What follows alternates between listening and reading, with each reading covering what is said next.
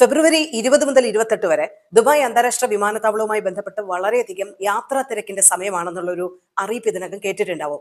2.5 മില്യണിലധികം യാത്രക്കാർ ഈ ദിവസങ്ങളിൽ വിമാനത്താവളത്തിലൂടെ സഞ്ചരിക്കും എന്നാണ് അവർ തന്നെ അറിയിക്കുന്നത്. ഇതിൽ ഫെബ്രുവരി 22 ശനിയാഴ്ച 2,95,000-ഓളം യാത്രക്കാർ വിമാനത്താവളം ഉപയോഗിക്കുമെന്നാണ് വിമാനത്താവള അധികൃതർ നൽകുന്ന കണക്ക്. അപ്പൊ ഈ തിരക്കിന്റെ പശ്ചാത്തലത്തിൽ യാത്രക്കാർക്ക് ഈ ദിവസങ്ങളിൽ ആവശ്യമായിട്ടുള്ള ട്രാവൽ അഡ്വൈസറി മാർഗനിർദ്ദേശങ്ങൾ എയർപോർട്ട് അധികൃതർ നൽകുന്നുണ്ട്. ട്രാവൽ അഡ്വൈസറിയിൽ പറയുന്ന പ്രധാനപ്പെട്ട കാര്യങ്ങൾ ഒന്ന്, നിങ്ങൾ കഴിയുന്നതും ഓൺലൈൻ ചെക്ക് ഇൻ ചെയ്യുക എന്നുള്ളതാണ്.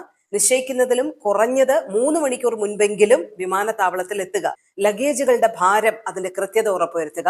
ലഗേജുകളിൽ ഉൾക്കൊള്ളിക്കാവുന്ന വസ്തുക്കൾ ഏത് എന്നുള്ള ഒരു കാര്യം കൃത്യമായി മനസ്സിലാക്കി പാക്ക് ചെയ്യുക. ഇതിനോടനുബന്ധിച്ച് കഴിയുന്നതും ടെർമിനൽ 1, ടെർമിനൽ 3 ഒക്കെ ഉപയോഗിക്കുന്നവരുമായി ബന്ധപ്പെട്ട് ദുബായ് മെട്രോ സംവിധാനം പരമാവധി പ്രയോജനപ്പെടുത്താൻ പറയുന്നുണ്ട്. ഇനി ടെർമിനൽ 1-ൽ ബസ്സിൽ വരുന്നവർ ശ്രദ്ധിക്കേണ്ട ഒരു കാര്യം, ഫെബ്രുവരി 21 മുതൽ arrival bus stop out of service ആയിരിക്കും.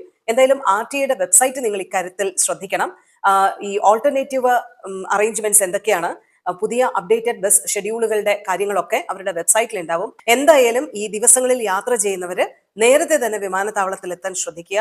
ഓൺലൈൻ ചെക്കിങ്ങും മറ്റു കാര്യങ്ങളും ഒക്കെ പ്രയോജനപ്പെടുത്തുക എന്നതടക്കമുള്ള ട്രാവൽ അഡ്വൈസറീസ് ആണ് ദുബായ് ഇന്റർനാഷണൽ വിമാനത്താവളവുമായി ബന്ധപ്പെട്ടിപ്പോൾ നൽകിയിരിക്കുന്നത്.